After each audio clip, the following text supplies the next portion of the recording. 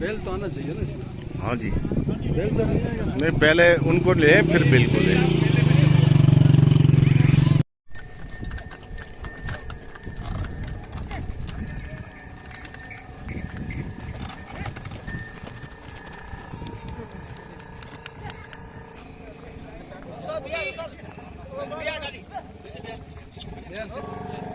Allah